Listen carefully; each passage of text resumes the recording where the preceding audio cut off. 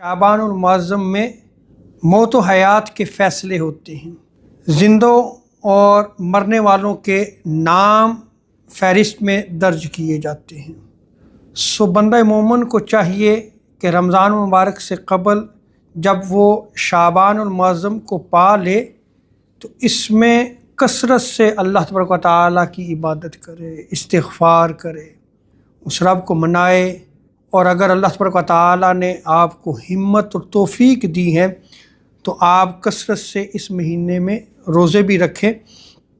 اس لیے کہ آقا علیہ الصلوۃ والسلام اس ماہ مقدس میں کثرت سے روزہ رکھا کرتے تھے۔ حضرت ابو ہریرہ رضی اللہ تعالی عنہ اور ام المومنین حضرت عائشہ صدیقہ رضی اللہ تعالی عنہا اس روایت کو نقل فرماتی ہیں کہ آقا علیہ الصلوۃ والسلام ماہ شعبان میں کثرت سے روزہ رکھا کرتے تھے۔ حضرت عائشہ صدیقہ ام المومنین رضی اللہ تعالی عنہا آپ بیان فرماتی ہیں کہ میں نے عرض کی، یا رسول اللہ صلی اللہ تعالی وسلم، شعبان المعظم میں آپ کثرت سے روزہ رکھتے ہیں، اس کا سبب کیا ہے؟ تو آقا علیہ الصلوۃ والسلام نے ارشاد فرمایا کہ بے شک اللہ تبارک و تعالیٰ